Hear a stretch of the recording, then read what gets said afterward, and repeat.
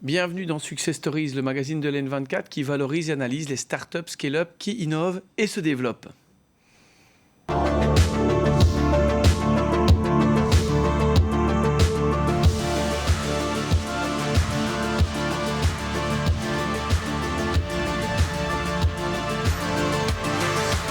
J'ai le plaisir de recevoir Guillaume avec moi sur le plateau. Bonjour.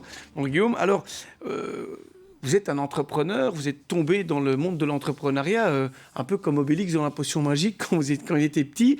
Dès 15 ans, vous boostiez les publications sur Facebook pour des petits commerces et aussi pour le commerce familial qui est un hôtel, l'hôtel des Fagnes. Après votre réto, vous lancez dans des études de droit à l'ULG et parallèlement, vous lancez Localizy, une société que vous créez à vos 19 ans avec votre sœur. Alors ça, c'est intéressant, on en parle. Elle n'est pas avec nous aujourd'hui, pas faute d'avoir été invitée, mais elle avait un agenda chargé. Pauline, elle, a étudié la comédie au cours Florent à Paris. Ça aurait été, je crois, super intéressant de la rencontrer. Ensuite, elle est rentrée en Belgique pour travailler aussi dans l'hôtel familial, où elle occupe notamment un poste à la direction, tout en continuant à collaborer avec vous à Localizy. On va dire que c'est aussi votre top sparring partner. Alors, on en a parlé. On a parlé de Localizy, très chouette entreprise, lancée avec votre sœur, mais c'est quoi en fait le pitch? On ne va plus faire attendre le téléspectateur, c'est quoi Localizy? Alors, le constat, c'est qu'on a remarqué que les petits commerçants avaient beaucoup de difficultés à se développer sur le web. Et à l'époque, ils utilisaient beaucoup Groupon, donc l'achat groupé, pour vendre et capter du chiffre d'affaires. Et on a pensé à une plateforme pour leur permettre d'avoir des outils pour capter du business en ligne, qu'ils soient commerçants, entrepreneurs ou restaurateurs, plateforme qui s'est développée avec des prestations de services web marketing.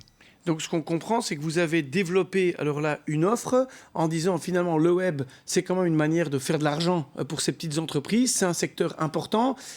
C'était compliqué pour les grandes entreprises, ça semblait facile, mais pour les petites entreprises, c'est difficile. Il n'y avait qu'une seule offre, c'était le fameux Groupon.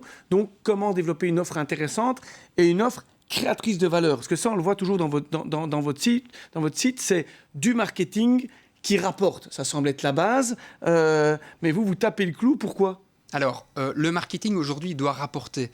On doit avoir un retour sur investissement et donc on doit mettre en place toute une série d'outils qui permettent de pouvoir mesurer concrètement si les campagnes rapportent du chiffre d'affaires parce que ça doit toucher la bonne personne, la bonne audience pour après générer directement du chiffre. Donc vous analysez les cibles, vous essayez de trouver comment les toucher, vous dites le résultat est mesurable. Alors via des données, via un tableau de bord, ça se passe comment? Vous pouvez C'est un peu ça, nous en expliquer? fait, on met en place des grands tableaux de bord où on traque tout ce qu'il est possible de traquer sur le site internet du client, entrepreneur, restaurateur, commerçant. Par exemple, un formulaire qui va être envoyé à partir du site, un appel d'un prospect émis aussi à partir du site, et tout est compilé dans de grands tableaux de bord qui permettent de savoir quel outil Google, Facebook, Instagram fonctionne et sur quel outil axer l'investissement. Alors j'entends bien, donc, quand vous dites conversion, pour rappeler aussi pour le téléspectateur, c'est au moment où je visite un site ou un média, différents médias sociaux, je le mesure, je vais voir quelle est l'action que je vais entreprendre à partir du moment où j'ai vu cette page. Dans un magazine, c'est vrai qu'on ne sait pas tout de suite voir l'action. Quand on est sur le net, c'est bien ça. C'est ce moment où il y a une conversion où, suite à ce que je vois sur le net, j'appuie pour appeler directement sur mon mobile. C'est vraiment le clic, c'est l'action déclenchée sur le site internet qui est mesurée et exploitée après dans un tableau de bord. Alors, quand on parle justement des actions, c'est toujours intéressant de regarder. On voit parfois le business model. On dit qu'on peut faire de l'acquisition de clients. Souvent, dans une stratégie, on fait de l'acquisition. On va faire aussi de la fidélisation. Ou alors, ce qu'on a, le fameux upsell et cross-sell. On donne souvent l'exemple de je vais acheter une paire de baskets, on va me vendre un produit ou on va me vendre des lacets. Est-ce que ces trois types d'actions, vous pouvez aussi les suivre? C'est-à-dire, est-ce qu'on peut aussi faire de l'acquisition, de la fidélisation ou de l'upsell et cross-sell? Et si oui, un petit exemple peut-être pour les téléspectateurs pour qu'on comprenne bien. Alors, en ligne. On va reprendre l'exemple du domaine des Hauts-de-Fagne. Donc, c'est un établissement hôtelier avec un wellness au sommet de la Belgique. Plusieurs actions. La première, c'est d'acquérir de la clientèle. Et là, on va faire des ciblages, notamment grâce à Google, sur des personnes qui n'ont jamais visité l'hôtel et qui ne l'ont jamais fréquenté.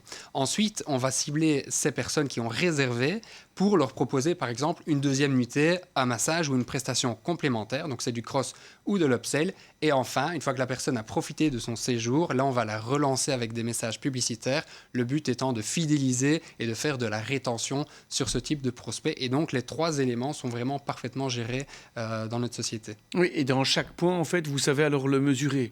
La nouvelle vente, on va trouver un nouveau profil, c'est une nouvelle adresse IP qui va être venue. On va voir si jusqu'où ils ont été aussi dans la vente. Ça arrive parfois que les gens s'arrêtent à un moment donné de la vente. Vous pouvez leur conseiller là ? Très souvent, parce que lorsque quelqu'un fait une première visite sur un site internet, c'est très rare qu'il fasse directement l'acte d'achat. Et donc il y a toute une phase qu'on appelle du remarketing où il faut relancer ce prospect et le recibler avec des messages différents pour confirmer le message et pousser à l'action, à l'achat. Ça s'applique aussi sur l'upsell ou le cross-sell. J'ai bien aimé quand vous dites ils ont réservé un séjour, on va essayer de leur faire réserver aussi un petit massage. Ça sent le vécu. On pourrait dire que ça sent le vécu, exactement. Et donc ils ont été voir, mais ils n'ont peut-être pas acheté. On leur dit tiens, maintenant c'est dans 2 jours, vous ne le prendriez pas ce massage Voilà, finalement. Exactement. Et en fonction du package aussi, ça peut être un massage à budget plus light ou un peu plus élevé en fonction du type de persona client, en fonction de l'acheteur. Donc tout est vraiment personnalisé. Alors on le voit sur votre site maintenant, notamment, on mentionne aussi parfois que pour stimuler, que ce soit le massage ou autre chose, vous avez parfois des vidéos qui vont un peu motiver, c'est ça ? C'est ça. Grâce à l'acquisition de produits web, on a dorénavant un département vidéo avec des personnes spécialisées là-dedans qui ne font que ça. Et quand on voit aujourd'hui la croissance d'outils comme TikTok ou Instagram basés essentiellement autour de la vidéo, c'est un trend sur lequel on voulait clairement être présent. Et donc on propose désormais à nos clients des capsules vidéo, stories, différents formats pour vraiment amener de la diversité dans le message. Alors, on va revenir sur cette acquisition de produits web que vous venez de réaliser avec un financement important. Mais peut-être avant, justement, quand vous avez créé cette entreprise, donc on l'a dit, vous avez créé ça en fait à 19 ans, il y a 7 ans. Vous avez créé cette entreprise. Le financement, ça a été un challenge. Il y avait quasi personne au rendez-vous, sauf 2 acteurs. Alors, expliquez-nous un peu ça, parce que c'est vrai que quand on crée une première idée, qu'on a 19 ans, comment ça se passe, entre guillemets, pour pouvoir obtenir ce genre de financement ? Alors, comment ça se passe ? On fait des premiers rendez-vous où on explique le projet, où c'est dur parce qu'on a 19 ans, pas de clients, pas spécialement de compétences et pas de formation.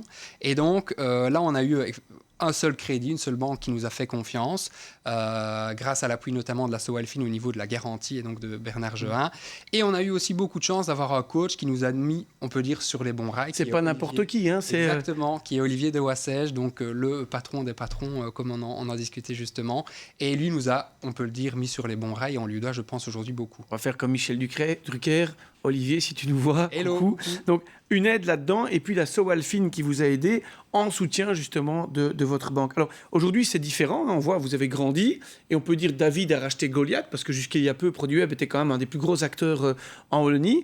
Vous l'avez racheté. C'est une volonté de faire une croissance, comme on dit, externe. Hein, on va s'ajouter. Vous avez acheté quoi et comment vous avez géré cette acquisition ? Enfin, vous avez cherché à faire quoi en allant faire cette acquisition et comment vous l'avez gérée ? Alors, l'élément déclencheur, on peut dire que c'est le Covid, parce que, en plein Covid, l'activité a connu un ralenti, ça c'est sûr et certain.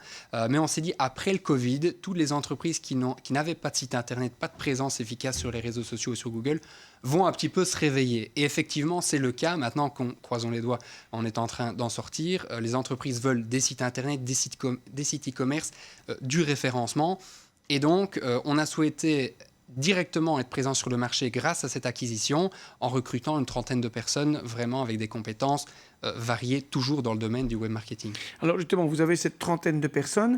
Il nous reste une petite minute. C'est quoi en fait aujourd'hui quand on dit considérer que votre offre fait le 360 degrés, c'est quoi la force aujourd'hui ? Vous savez tout faire en marketing web ? Oui, on sait vraiment développer n'importe quel type de plateforme, de site internet, faire des liaisons complexes avec des CRM sans souci. On sait faire des vidéos pour différents outils, YouTube, les médias sociaux et évidemment faire promouvoir toutes ces vidéos et ces campagnes pour capter du client selon les 3 méthodes dont on a parlé. Et alors dans l'acquisition que vous avez faite, grâce au fait que vous avez une équipe de combien de personnes aujourd'hui ? Aujourd'hui, une 30aine environ. Et donc ça vous permet aussi d'être beaucoup plus agile pour répondre à des offres auxquelles vous n'arrivez pas à répondre avant ? Oui, avant on était fatalement une petite dizaine. Aujourd'hui, quand on a une grande marque nationale qui nous demande, ici on vient d'avoir le cas, une 40aine de magasins en Belgique, qui nous demande de faire des campagnes dans plusieurs langues dans la Belgique dès le mois de novembre, aujourd'hui on peut y répondre, qu'avant c'était un petit peu effectivement plus compliqué.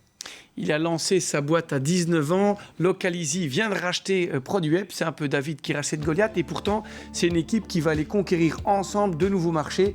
Une belle histoire qu'on suivra. C'est une success story. On se retrouve après la pub. On parlera IPO, c'est-à-dire comment lever des fonds en bourse.